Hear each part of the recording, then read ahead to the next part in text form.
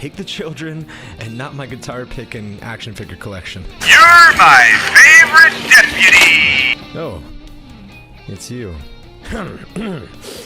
Well, just so you know, you've got a friend in me, okay?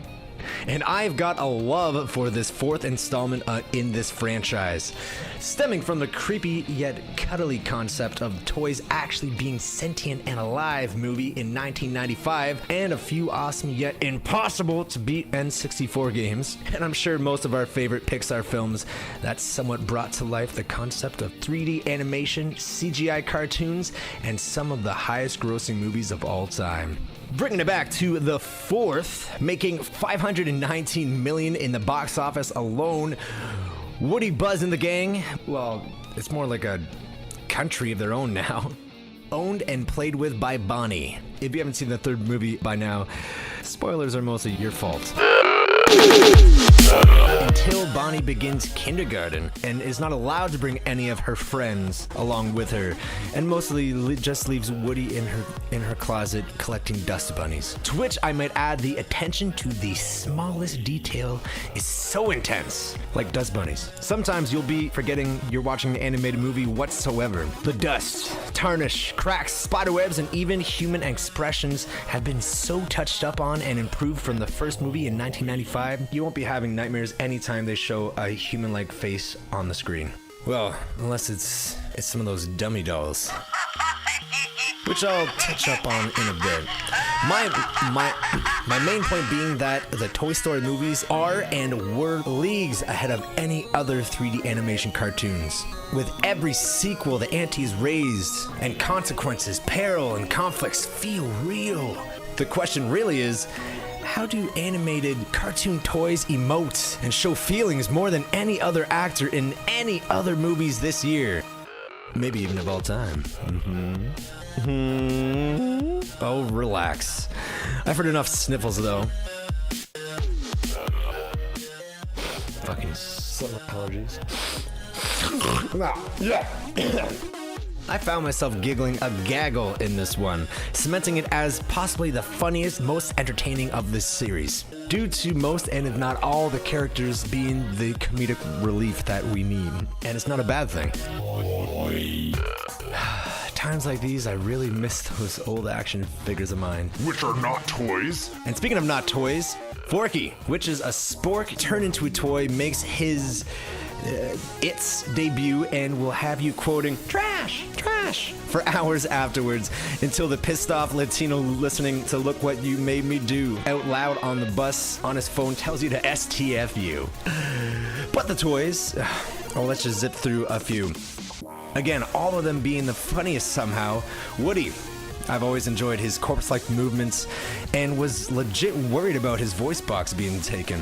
Now Buzz / Tim Allen has had his voice box aged, messed with, and is noticeably older. Damn it, Woody, watch out. Woody, Woody, Woody, Woody, Woody.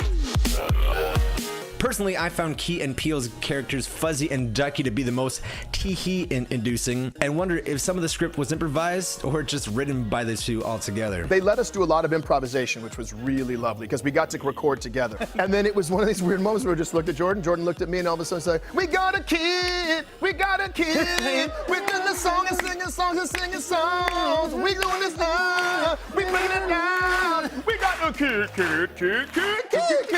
I mean, Annie Potts returns as an all-new and used badass motherfucker Bo Peep, who interestingly has 10 times more personality and is now the hero next to Woody and no longer just a wooden ditzy love interest.